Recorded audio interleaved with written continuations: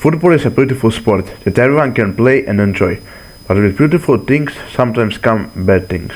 And in the case of football, it's every footballer's worst nightmare. Injuries.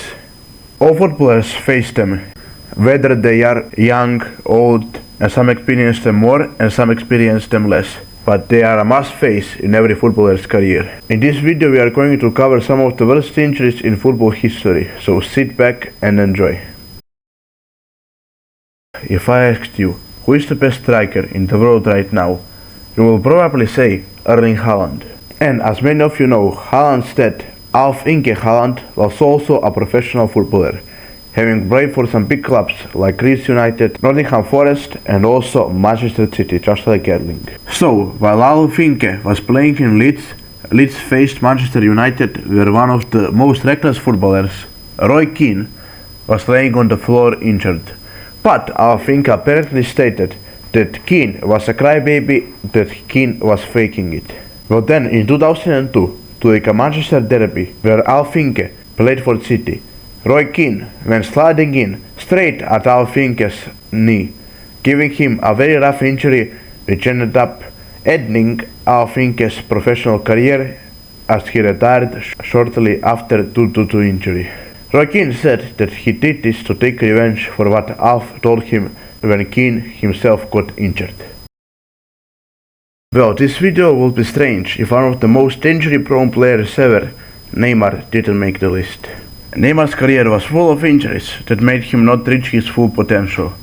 But this injury could have by itself been career-ending. During the 2014 World Cup, Neymar suffered an injury on his spine during a game against Colombia. Well, it didn't take Neymar too long to recover, so how come this injury could have been career-ending? Well, if the fracture on Neymar's spine was 2 centimeters off of where it was, Neymar wouldn't have been able to walk anymore, let alone play football. So, Neymar and we fans are very lucky we got to experience more of him. Eduardo da Silva, a Croatian who originates from Brazil, who had a career at many different clubs, experienced an awful injury during the peak of his career when he played at Arsenal.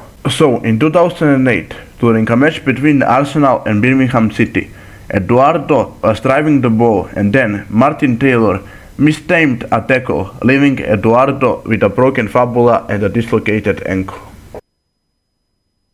Eduardo struggled to find form and retired 10 years later at Shakhtar Donetsk.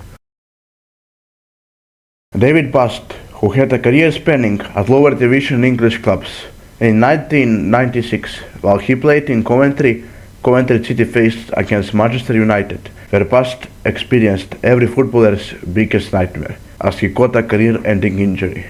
During a corner kick, Bust ended up colliding with 2 Manchester United players and fractured both the tibia and fibula on his right leg. The recovery process was long, many surgeries, and there was also the possibility of David Bust's leg being amputated. Luckily, the leg wasn't amputated, but Bust ultimately had to retire from football. Luc Nilis had a career in Belgium and the Netherlands, and then he landed a move to Aston Villa.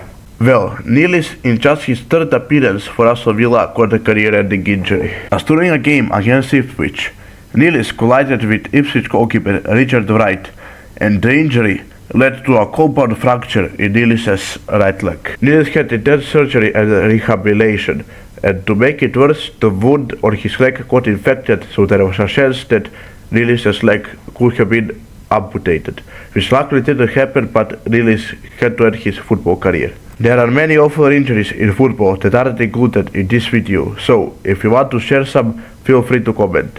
Injuries are a part of football, and despite the fact that they can be very damaging for a career, we have to embrace them and use them as motivation to improve, just like with everything in life. If you enjoyed the video, make sure to like and hit the subscribe button if you want to see more, and have a great rest of your day.